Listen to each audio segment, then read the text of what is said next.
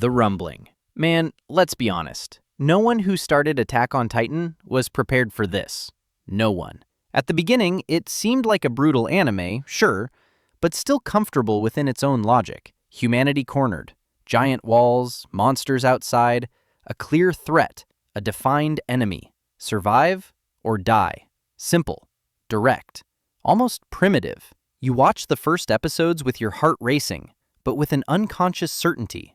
There is an outside, there is an evil, and there is an inside that has to resist. And that separation is what makes the story digestible.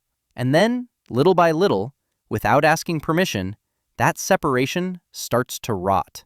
First, you discover that the Titans aren't just monsters, then that they were human, then that there are intelligent Titans, then that there's a wall built with Titans, then that the world outside the walls not only exists, but thrives. And when you realize this, something breaks inside the narrative, because the anime stops being about survival and becomes about historical guilt. The real plot twist of The Rumbling isn't Eren became a villain. That's way too shallow. That's headline-level reading. The Rumbling is shocking because it reveals that the entire world was wrong from episode 1.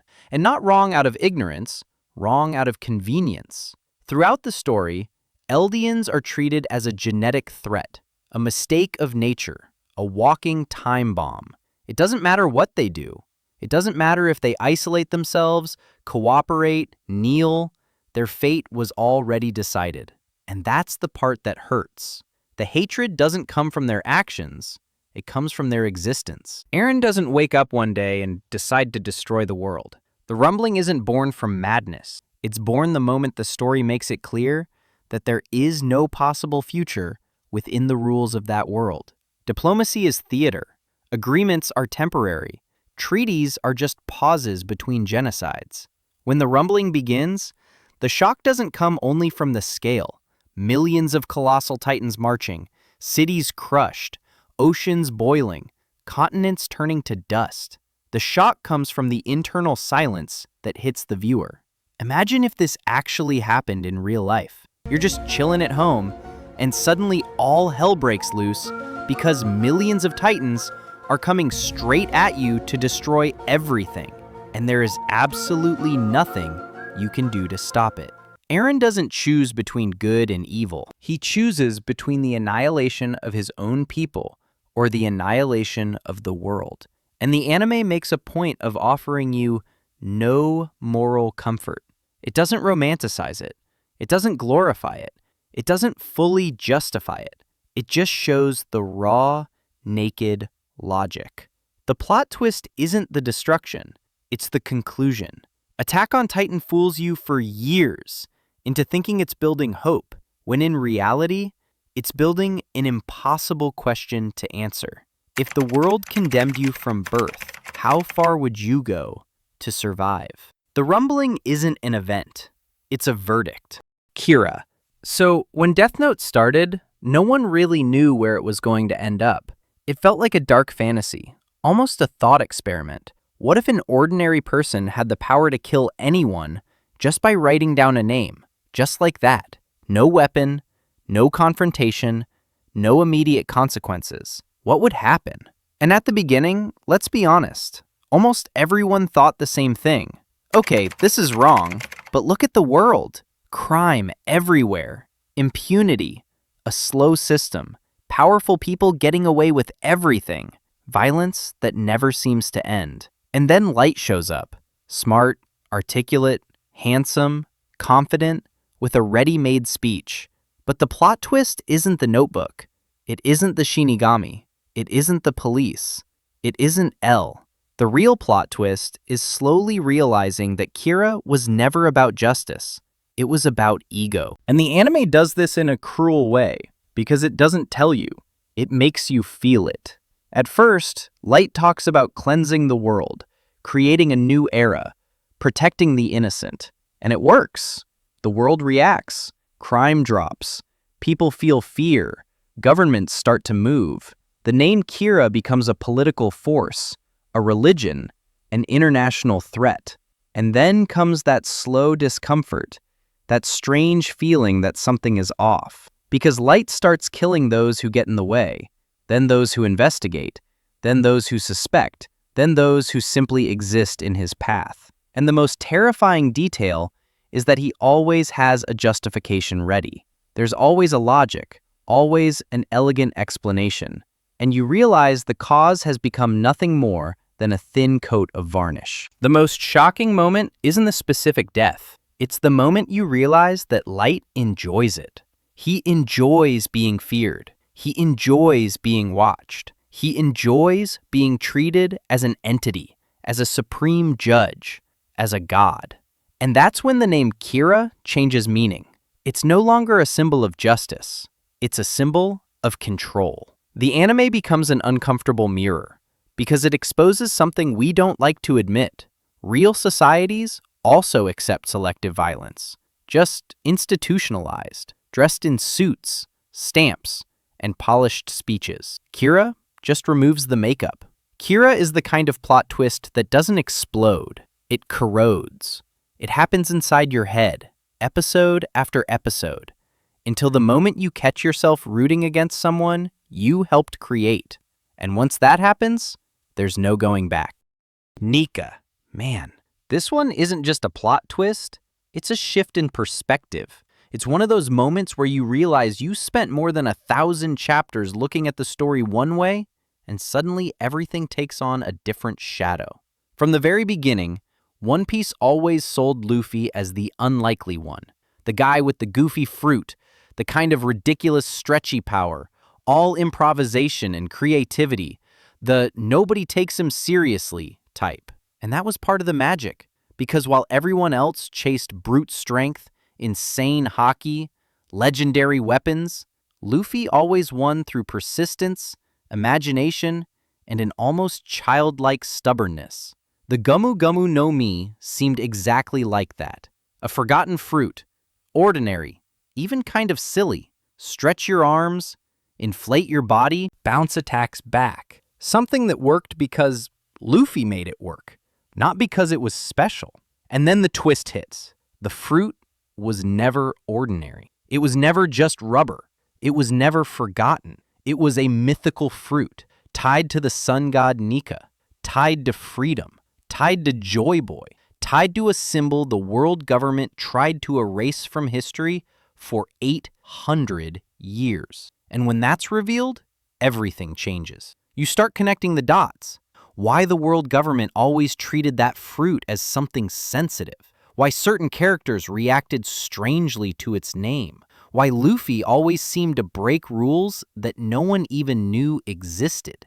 Then it also clicks why Shanks was carrying a simple rubber fruit back in the very first episode. Why he entrusted his straw hat to Luffy. Why he panicked when Luffy ate the fruit. Everything starts to make sense. The twist isn't just revealing the fruit's true name, it's revealing that the entire world knew how important it was, except the user himself. Luffy wasn't ignored by the system. He was being hunted in silence. And that messes with the core of the story. Because even though Luffy is still Luffy, smiling, chaotic, free, there's now a layer of destiny that wasn't explicit before. And that rubbed some fans the wrong way, with people saying Luffy became a child of prophecy, like in Naruto. One Piece has always been about freedom, but this moment forces the question, was Luffy's freedom earned or inherited? Did he carve his own path, or was the path already marked by someone before him? And what's most interesting is that Oda doesn't give an easy answer, but the twist still hurts, because it messes with a belief fans held close. The idea that anyone could make it, that Luffy was special because he chose to be, not because he was chosen. And that's where the discomfort comes in, because now the story flirts with the idea of destiny, of carrying the flame, of being a symbol that crosses centuries. It's not a twist that invalidates the character, but it is a twist that recontextualizes everything. Every old victory, every hard-fought battle, every moment where no one believed in him, all of it gains a new layer. And that's what makes Nika so shocking. It's not the power, It's not the look. It's not the fight. It's the question that keeps echoing afterward. To what extent can freedom be inherited? One Piece was never the same after this, and anyone who says it was either didn't understand the weight of it or is still digesting it. Kaguya. We've arrived at one of the most controversial plot twists in anime history.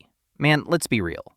Naruto Shippuden spent years training you to believe in something very specific, that the story was about hatred between clans, cycles of revenge, human choices, wars born from fear, pride, and trauma.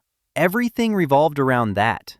Hashirama and Madara, Senju and Uchiha, large villages exploiting smaller ones, children raised to kill. Everything pointed toward a final conflict that made sense within that logic. And then, when you were already emotionally invested, when the anime had built a villain who seemed to embody all of it, the plot twist hits. It wasn't him. It never was just him. The origin of everything wasn't a human mistake, but an ancestral entity, almost divine, almost alien. Kaguya appears as the root of chakra, as the original source, as the mother of that entire power system. And that completely breaks the way you read the story, because up to that point, Naruto was about bad choices made by broken people, about flawed systems maintained by humans, about how hatred gets recycled from generation to generation. With Kaguya, the scale shifts from political to mythological, from historical to cosmic. The twist shocks because it displaces the narrative axis from "we did this to ourselves" to "this started before us." And a lot of people felt that as a betrayal, as if the story had taken total responsibility out of the character's hands. But at the same time, if you stop and really look at it, the twist also exposes something deeply uncomfortable. The ninja world was never natural, never healthy, never truly human. It was always an artificial system, sustained by a source that didn't understand humanity. Kaguya doesn't hate. She doesn't love. She doesn't debate. She collects. She controls. She consumes. And that changes how you see everything that came before. Chakra, once a blessing, becomes a curse. Power, once an inheritance, becomes a trap. The ninja, once a warrior, becomes a piece on a board. The twist isn't she exists. The twist is realizing that the entire world was built on something that never should have existed, and that maybe war was inevitable from the very moment that power fell to Earth. It's a strange, uncomfortable, divisive plot twist, but impossible to ignore, because it rewrites the meaning of the conflict and forces the viewer to accept that not every problem is born from conscious choice. Some are born from structural mistakes so ancient that no one even remembers how they began. Saiyan. Man, anyone who starts Dragon Ball Z today already knows this, but anyone who lived it back then knows the real impact. Because in the beginning, Dragon Ball wasn't about space. It wasn't about a warrior race. It wasn't about cosmic destiny. It was about a weird kid, crazy strong, raised out in the wild, with a tail, who'd fall off mountains and get up laughing. Goku was strange, way too strong, way too innocent, way too pure. And that was part of the charm. He was different just because. Dragon Ball always leaned into the absurd, the humor, the nonsense. Then, the plot twist hits. Goku isn't just strange. He isn't just different. He isn't just a human outlier. He's an alien. He belongs to a warrior race despite being a Saiyan. He becomes a hero against what Saiyans represent. He came from. Vegeta, Nappa, Frieza, everything comes from that same place. And what's wild is that the anime never treats this like heavy drama. It just leaves it there, quietly, in the background, while the story moves on. But if you stop and really think about it, it's a brutal plot twist. Goku could have been the villain of his own story, and he only wasn't because something went wrong in the process. That completely changes how you read the character. His purity isn't natural. It's almost an accident. And even so, he chooses to protect, to fight, to save, even after learning the truth. And once you understand that, every future transformation, every fight against his own past, every confrontation with Vegeta carries a different weight. Because that isn't just rivalry, it's a mirror. Dragon Ball was never just about who gets stronger. It also became about who you choose to be, even when the entire universe expects the opposite. Vessel. When Jujutsu Kaisen begins, the feeling is almost comfortable. Curses exist, sorcerers fight them, the protagonist is strong, charismatic, a good guy, the kind of character that makes you think, okay, he's going to suffer, but in the end, it'll work out.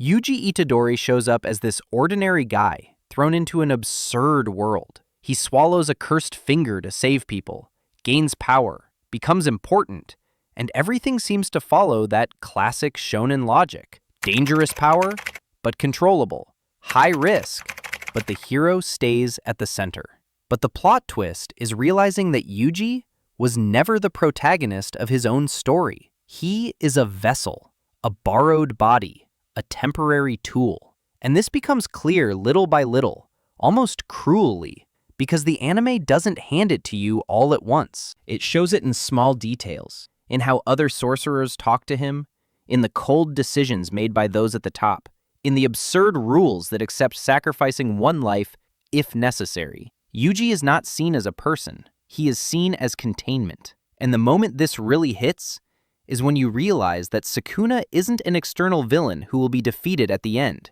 He's a guest, waiting for the right moment. And the more Yuji fights, the more he survives, the more he strengthens the very thing that will destroy him. That creates a knot in your stomach.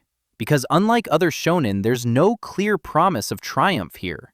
There's no, one day he'll master this power. The anime makes a point of showing that control is always partial, always unstable, always fragile. And worse, Sukuna enjoys it. He uses the body whenever he wants, kills whoever he wants, creates pacts without real consent, and hands control back like he's returning a broken object. The twist is understanding that Yuji isn't moving toward becoming something greater, he's moving toward being discarded.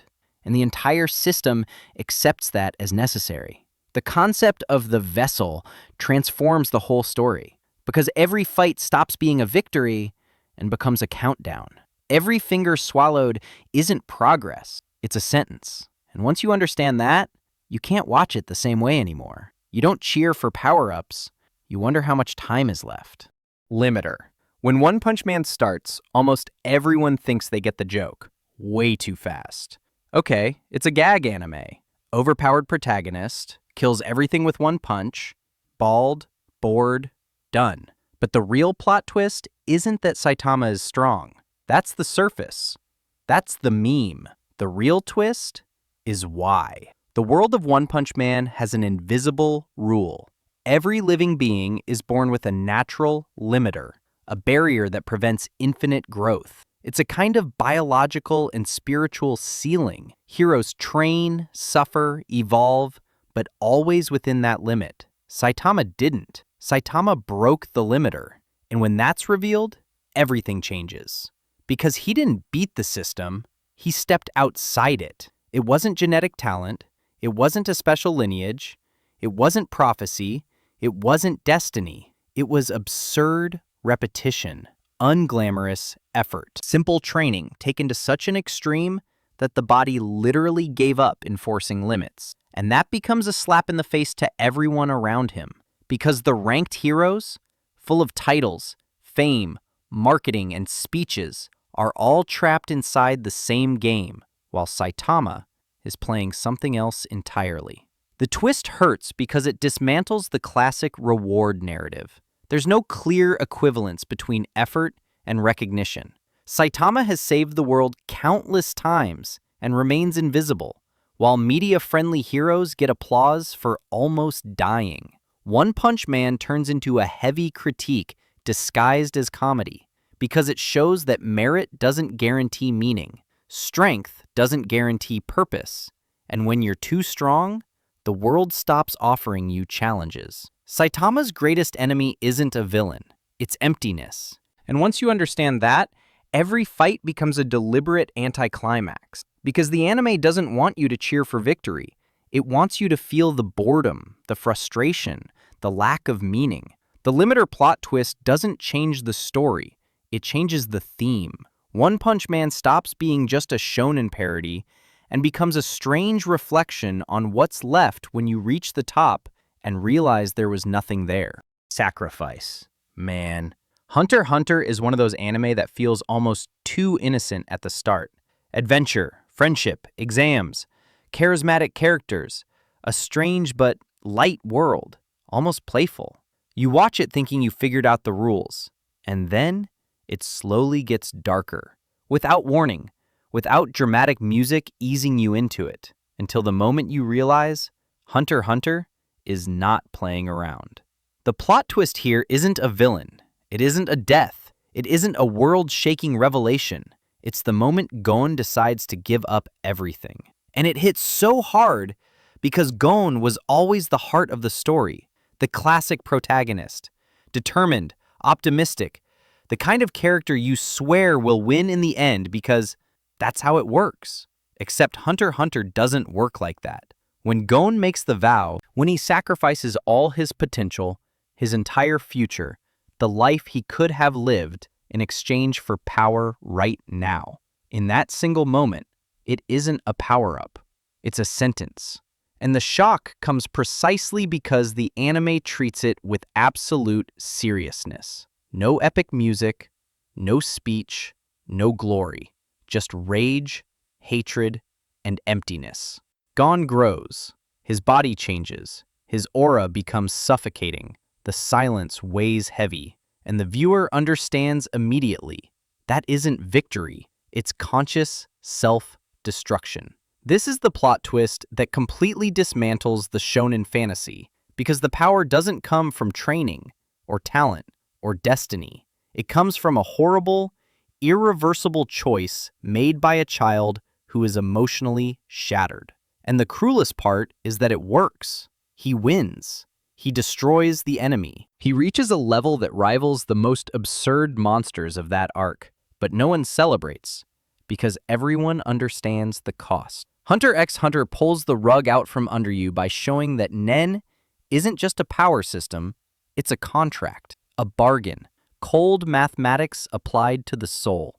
The more you offer, the more you receive, and Gon offers everything. The plot twist isn't the adult form, it's realizing that the protagonist chose to die as a person rather than keep living without meaning. Nina. Man, anyone who watched Full Metal Alchemist Brotherhood for the first time remembers exactly where they were when this happened, because this isn't a plot twist you forget. It sticks to your memory like something unresolved, like a scene you can never rewatch without feeling a knot in your chest. Up to that point, Full Metal felt harsh. There was war, mutilation, moral dilemmas, but there was still a certain emotional distance, a sense that things were under some kind of narrative control. And then there's Nina. A child, gentle, sweet, affectionate, who calls Edward her brother, who smiles, who trusts. And the anime builds this slowly, without rushing. It lets you grow attached. It lets your guard down. It lets you believe this is just a light breather in the middle of the chaos. Then the plot twist comes. It doesn't arrive with an explosion, music, or a scream. It comes with an almost clinical revelation. The father, the scientist, the man who was supposed to protect her performed human transmutation. And it wasn't to save the world. It wasn't to stop a war. It wasn't out of desperation. It was for his career. When you understand that Nina was fused with her own dog to create a talking chimera, something breaks for good. Because the anime crosses an invisible line. It leaves fantasy and enters pure psychological horror. The shock isn't just what happened. It's why it happened. It wasn't an accident, a lack of knowledge, or an honest mistake. It was a choice. And that completely changes how you see the world of Full Metal. Until then, human transmutation felt like a mystical taboo, something enormous, forbidden, almost sacred. In that moment, it becomes banal, bureaucratic, something done by an ordinary man trying to keep a title. Nina's plot twist exposes the most terrifying part of the story: science without ethics, A system that rewards results and ignores human cost. A kind of violence that doesn't come from cartoonish villains, but from normal people who justify everything with technical language. And Nina's silence afterward? That's unbearable. There's no roaring monster, no fight, no catharsis. Just a child who doesn't understand what happened to herself. From that point on, Full Metal is never the same, because you understand that the price of knowledge isn't abstract. It has a face, a voice, a stolen childhood. This plot twist teaches something brutal. There is no neutral power. There is no progress without consequence. And when someone says, it's for the greater good, you learn to be suspicious. Nina isn't an isolated event. She's a warning. After that, every time someone talks about a necessary sacrifice, you remember her. And that's what defines an unforgettable plot twist. Not the immediate impact, but the echo it leaves behind. And those were the 9 most shocking plot twists in the world of anime. From aliens pulled out of nowhere at the very end to become the final villain, to the subversion of the good guy protagonist who ends up becoming the biggest genocidal figure in history. Do you think we missed any? Then if this video hits 500 likes, I'll drop part 2. And if you made it this far, go ahead and subscribe to the channel. And tell me in the comments which plot twist you thought was the most mind-blowing. For me, I don't think anything tops Nina, poor thing. Since you're already in the comments, suggest the next video topic you'd like to see. I'll bring it to you. Thanks for watching. My name is Zento, and this was Zento Explained. I'll see you in the next one.